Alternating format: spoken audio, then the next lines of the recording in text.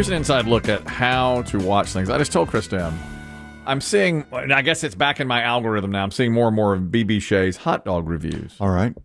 And when BB Shea does a hot dog review, which is his thing, he's in his car in the parking lot of whatever hot dog establishment he's gone to. And he's like, here it is. We're in this town today, and here's my hot here. And he'll show you a good picture of the hot dog. Sometimes when I see the hot dog, if it looks really good, like it's like, ooh, that looks really good. Does BB Shea use one of those phone holders so the phone is steady again, like on the dashboard, pointing toward him? He does. In the driver's seat. Because it's very still. Okay. So he does. What do they call those things? The magnetic thing? I don't know. Phone stand? Yeah. I like that Chris Demm hasn't even bothered to watch a word. I mean, I know it has to have crossed his path at some point. And it's like, I hadn't thought of that. He doesn't even know how he films them. Good point. It's still as it can be. It's Okay, steady cam. But his face is very full close. frame? Very close, yes. Because he has to lean back to get the hot dog in, and then he'll say, mustard, chili, slaw, y'all. Here's what I was saying. That's his catchphrase. That's his catchphrase. So yesterday I watched him eat another hot dog. I've probably watched him eat 20 hot dogs at this point. And he eats it, and then as he starts talking, we're like, okay, the chili is this, the slaw is sweet, whatever. And you can see the gummy glaze of chili and slaw on right there where enamel meets gum. Yes. Gum line. Yes. And I'm disgusted, yet I can't look away. I keep going back. I'm repulsed by the man. Repulsed, but I keep going back to it, And he has to wipe his face with his hands and stuff like that, And you wonder why I don't watch. Yeah. But once I do, I just cannot stop watching them. So once you've sort of put that into your into the universe of algorithms, what else pops up? Here comes others. I know other guys. We got a guy that works here who does barbecue sandwiches. BBQ Matt. BBQ Matt. And it'll pop up now, and he's like, I'm over here in Ellerby, and I got a barbecue sandwich with a real soggy bun. And he's like, let me take a look at that. And then it's two larger Americans and then he's got slaw and everything up in his.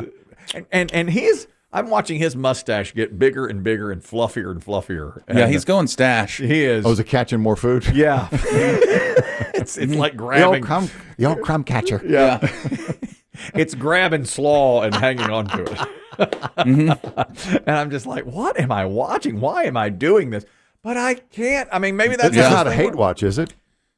At first, maybe it was, but now I guess I just love BB Shea. I guess I just love him. Yeah, he doesn't get quite the hate that say if I was to eat a hot dog on screen, I'd be murdered. Oh, I don't know. No, the comments would kill him. Oh yeah, it would be unbelievable. Like, you shouldn't eat that.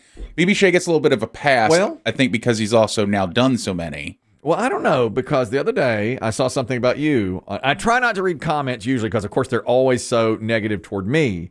But the other day, somebody put, unpopular opinion, Biggie's movie reviews are boring. They're terrible. And I thought, my God, I hope my dear best friend doesn't see this. This is awful. But then people fought back for you. So many were that's like, nice. They're great. They're great. I love them. But about every third or fourth one, it was, they'd be great if Chris Kelly would shut up. That hurts. Yeah. I won't pretend that didn't hurt, But BB Shea usually... I think I used my burner account for that, right? Yeah. It wasn't my face, was it? It was not. No. It was not your face, no. But I was reading all... But, about every fifth or sixth, I was like, well, I've got to stop reading this now, because all it is if he'd take it and shove it up his ass, it'd be a lot better. Let Biggie speak. Biggie's great. So they fought for you. Oh, that's nice. That was on the movie reviews, though. That was... and on that... But I think it's different if I was eating. Probably. But now this is the other thing I want to say about watching stuff. Biggie and I are known, as so many young people like us do, we turn on the captions on TV. With American people speaking English. Yes, we have. American shows. Yes. Actors speaking English, you turn on the subtitles. That's right. I started during The Crown, which had a British accent, which was hard to hear, and then kept it going through Succession because they would talk in low tones, and I was trying to figure out what they were saying. And now it's just on.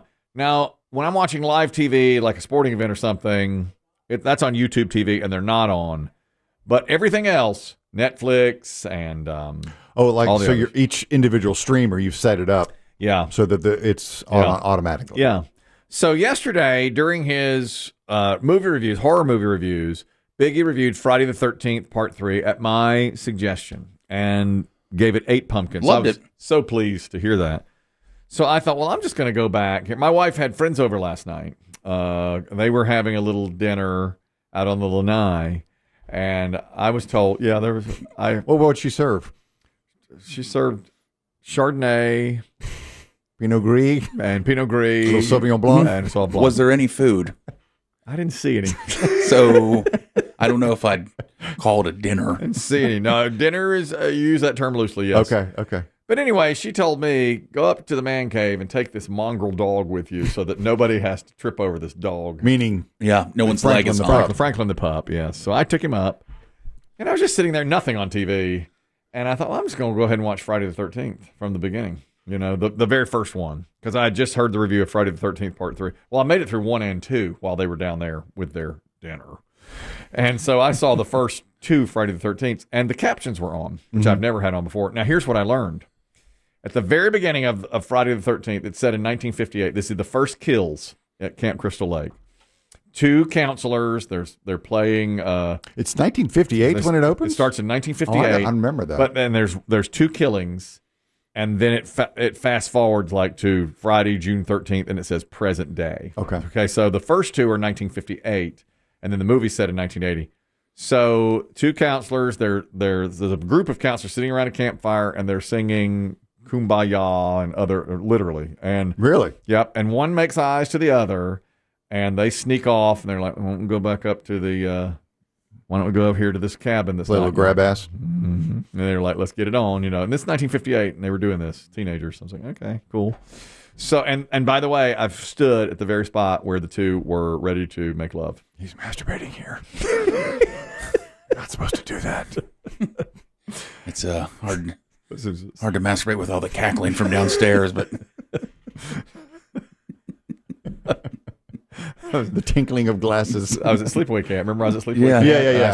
I stood right where the 2 were ready to make love. But drop trow. In the middle of their making out, here comes Ms. Voorhees, and she kills them both. Well, here's what I learned. Their names, because when they spoke to each other, they're in the movie. It has the characters' It has name? the characters' names, and it's never said. It's like but it would be buried in the credits, right? I think I've never watched. I think in the credits it even says like Counselor 1, Counselor 2, Counselor 2. Wow! But they're in it that short amount of time. They're in it 1 minute, and both are killed almost instantly. And their names, which I shared with my sleepaway camp buddy, are Barry and Claudette. And it just says like great wow. trivia. It is. Yeah. I'm talking about trivia. You would never, ever in a million years know. And it says Barry, want to get it on, Claudette, you're so hot. And that's it. That's all they get to say to each other. And Kumbaya. And I saw it. I'm really shocked that they even gave them names. I thought it was just Counselor 1, Counselor 2. I know. Yeah. They don't say it to each other. And in fact, at the very beginning, like when they're sneaking away from the campfire, a guy goes, where are you guys going? And it says, Jay, where are you guys going? So I guess they have to give a name to everybody in the movie? No, I don't think so. Biggie's right. There are plenty of credits to just say girl 1 or hostess. I was very surprised. A lot of times your famous actors and actresses, if you go to their IMDb and look at their early stuff, it's like, girl at party. Yep. Party guest. And then it would say like Claudette, pleasurably moans. Barry, pleasurably moans. Me, pleasurably moans. Viewer.